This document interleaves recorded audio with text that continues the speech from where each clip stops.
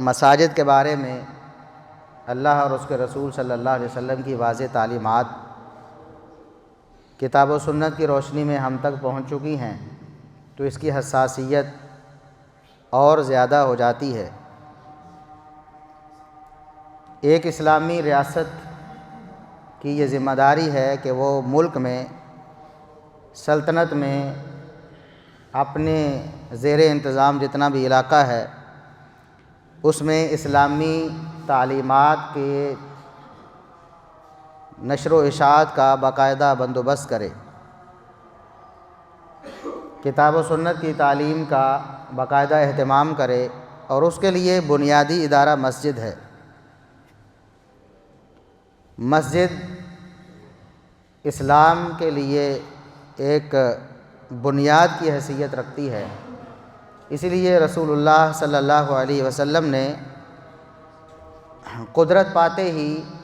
استطاعت آتے ہی سب سے پہلے مسجد کا سنگ بنیاد رکھا۔ جب آپ صلی اللہ علیہ وسلم مکہ میں تھے، ظاہر ہے وہاں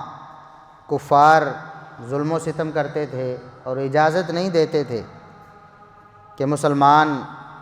بیت اللہ میں بھی عبادت کر سکے۔ تو ایسی صورت میں یہ کیسے ممکن تھا کہ الگ سے مسجد بنائی جاتی؟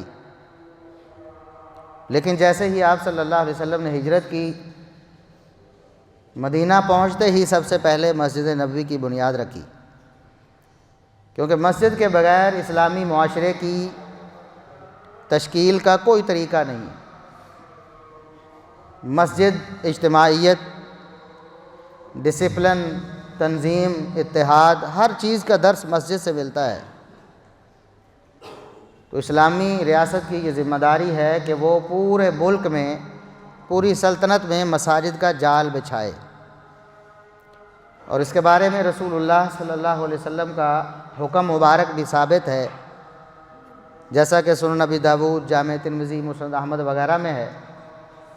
کہ رسول اللہ صلی اللہ علیہ وسلم نے حکم فرمایا ببناء المساجد فی الدور، محلوں میں، ہر محلے میں الگ الگ مسجد بنائی جائے، اور پھر اس مسجد کا انتظام و انصرام اچھے طریقے سے سنبھالا جائے، صفائی ستھرائی کا انتظام ہو، نمازیوں کے لیے سہولتیں میسر کی جائیں۔ یہ رسول اللہ صلی اللہ علیہ وسلم کا حکم ہے۔ اور اگر کوئی حکومت اسلامی ہونے کی دعوے دار ہے، خصوصاً ہماری موجودہ حکومت جو کہ اسلامی فلاحی ریاست کے نام سے یا مدینہ کی ریاست کے نام سے عوام سے ووٹ لیتی رہی ہے، اور اس کے بعد بھی مسلسل یہ دعوے اور نعرے ہمارے تک پہنچتے رہے ہیں، تو ایسی حکومت کی تو اور زیادہ ذمہ داری بنتی ہے کہ ہر علاقے میں،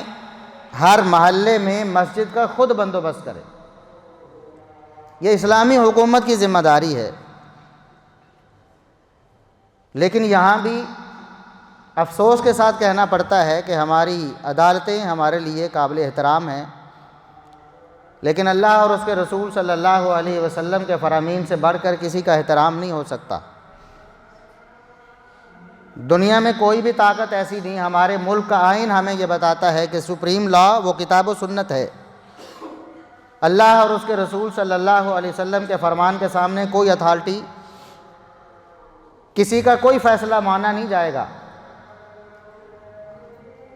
تو افسوس کے ساتھ اسی کراچی کی مسجد کے حوالے سے آنریبل سپریم کورٹ نے یہ کمنٹس، یہ ریمارکس دیے ہیں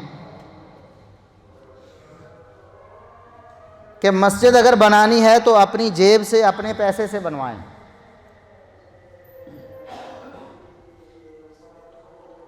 لیکن یہی سپریم کورٹ حکومت کو یہ نہیں کہتی کہ اگر کسی نے مندر بنانا ہے تو اپنے پیسے سے بنائے،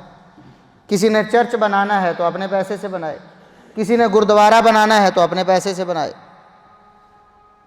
اس وقت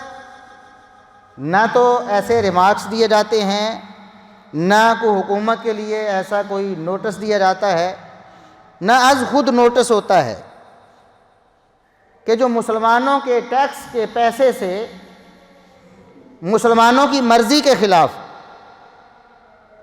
چرچ، گردوارے اور مندر بنائے جاتے ہیں، بلکہ سینما ہالز بھی کھولے جاتے ہیں، سرمایہ کاری کی جاتی ہے ملک میں فحاشی اور عریانی کو فروغ دینے کے لیے۔ یہ بات یاد رہے کہ اسلامی مملکت میں جو کفار ہیں، جو غیر مسلم ہیں، انہیں مذہبی آزادی حاصل ہے، ہم اس کا انکار نہیں کر رہے، اور ہم نہ روک رہے ہیں کسی کو کہ کوئی عیسائی، یہودی یا ہندو اپنی مذہبی عبادت نہ کرے، ہم اس بات سے قطعاً نہیں روکتے۔ وہ اپنی مذہبی عبادت آزادی کے ساتھ کر سکتے ہیں، لیکن اسلامی حکومت، اس پر تو اسلام کی نشر و اشاعت فرض ہے، نہ کہ کفار کو ان کے عبادت خانے بنا کے دینا تاکہ وہاں وہ کفر و شرک کی تعلیمات کی نشر و اشاعت کر سکیں۔ تو جو کام ناجائز تھا اسلامی حکومت کے کرنے کے نہیں تھا، اس کو دھڑلے سے کیا گیا، اور ہماری عزت مآب سپریم کورٹ جو ہے اس نے کوئی اس طرح کے ریمارکس نہیں دیے۔ بات مسجد کی آتی ہے تو عزت مآب سپریم کورٹ کو یاد آتا ہے کہ مسجد تو اپنے پیسے سے بنانی چاہیے،